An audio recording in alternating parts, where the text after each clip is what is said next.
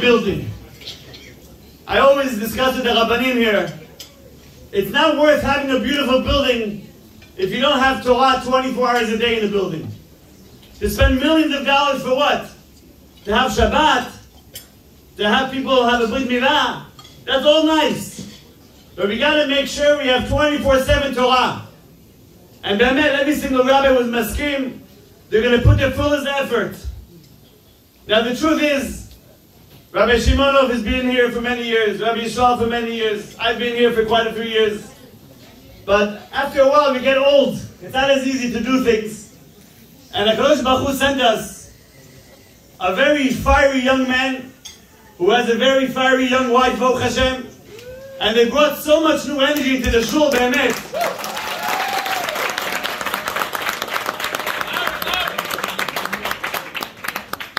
And Be'emet, you can see how everyone's being impacted, not just NETZ Minyan. How does Shalom, where's your sign? Feel the presence? What does it say over there? Feel the divine presence. Right? Feel the divine presence. He spelled the word presence wrong, but yes. But the point is we all feel it. Shalom, we all feel it, Baruch Hashem. And it goes from NETZ Minyan to the 745 to the Rabbi Shimon's Minyan to Rabbi Ishal's Minyan. And it's something we should all be very proud of. You know, just one quick idea, Rabbi Zeno mentioned before, a story with Rabbi Freifeld. I'll tell you another story with him. How many guys finished a Gemara, Rabbi Zeno? 7 guys. With you, it's 8, right? And we had a few other guys who were on the sidelines, cheerleaders, they were almost part of it. Chacham Raful, next time you're going to finish it. Where's Chacham Raful? Where is he? He's the main cheerleader. Yeah, but we want to, let's go, stop the cheerleading, become the player, B'ezrat Hashem. For the next Gemara, B'ezrat Hashem. But I want to ask you guys an honest question. Everyone that finished, whether it's our good friend Danny Ariyev, Mr. Yitzchakov, the Yakubovs, whoever it is that finished, Baruch Hashem, all of you guys that finished, if I challenge you right now to come up here and say not 157 pages, 1 page of the Gemara by heart, could you do it? No. Better question. If I challenge you to do a half a page of Gemara by heart, could you do it? Adam, speak for yourself. Anyone else? You know, I want to ask you guys to say the first Mishnah by heart. Could you do it? Cohen, you could do it? Come over here, Cohen Melukanu, come over here. B'chavod, come everyone, give him a round of applause. When I finish, I remember things by heart. So someone came to Rabbi Freifeld and he said, Rabbi, I finished Gemara Kiddushin about 80 pages, but I don't remember anything. If I even open up the art scroll, I'll feel like I'm starting from scratch again. So what, is it really worth learning it? What was the whole point of it? Listen, Shalom Law, please. You're with us? I'll give you a free ad right now, you realize that. Listen carefully. Rabbi Freifeld told this individual the following. He said, when you learn Torah, even if it goes in 1 year, and out the other year, at least you got a brainwashing. At least it went through your head. That in of itself gives you Kiddusha into your system. Gives you Kiddusha into your mind. You know, the Rabbanim, I'll tell you a tip. When women come to me and complain, Rabbi, everything I tell my husband goes in 1 ear and the other, I tell the wife, at least he's getting a brainwashing, Baruch Hashem. It's in his head somewhere. But in all honesty, Rabotai, all of you, 157 pages is lokal. It's not easy. And some people, when they learn the new Chelebele, you know, they try to just make a SIYUM for the sake of having a party. I'm actually shocked, Rabbi Zeno, Benny Yonatam did not commit you to do this during the 9 days. He was going to give you a lot of, I'm sure he would sponsor the whole event to do this during the 9 days, to get some meat. But Baruch Hashem, you guys, L'Shem Shamayim, you push it off after the 9 days. You try. Well, how much do you offer them?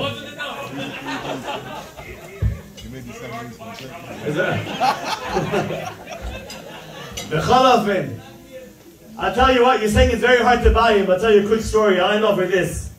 Anyone that knows Rabbi Zeno's father-in-law, is he here, Mr. Shamayim? He was here. Okay, so maybe Rabbi Zeno, go tell us to him. Is his wife here? Oh, she is here. I want you to know, in the old 71st, going back to 1988, 89, 90, when I was a little kid. He used to sit right next to, you know where he sat? Right next to the bima, very good. Right next to where the Chazan sits. Right next to the bima where the Chazan prays. Anytime kids walk into shul, you know what he did? He would take out a gum, and he would go like this. You give me a kiss, you get a gum. Now I've always been a very, how you say it in English, very sensitive. From a little age, I would never drink from someone else's cup or anything. So I used to say, I'm not going to give you a kiss, give me the gum. And he said, no, you're not getting the gum unless you give me a kiss. So my older brother Shlomo gave him 2 kisses, he got 1, I got 1, Baruch Hashem. But I will tell you one thing, I think it kind of prepared me for being older and not falling for any blackmail and any bribery, Baruch Hashem. From a young age, I learned how to stand my ground. Thank God, thanks to Mr. Shammai, Baruch Hashem. But keeping a long story short, Be'emet, Rabotai, it's a great effort by every single one of you. Every single member of the shul is very proud. The whole community is very proud. And B'ezras Hashem, we should go Mechal El Chal. Rabbi Yizar, I want to add one thing about the Daf Yomi you mentioned 5 minutes ago. Be'emet, a lot of us start something, whether it's Gemara, whether it's coming to Minyan every day. It's very hard to come to Minyan every day. They start and they stop. Or they say, I'm going to start after Rosh Hashanah, I'll start after Yom Kippur, I'll start after my birthday, I'll start after this. Everyone has the time to start something. What's the key to succeed?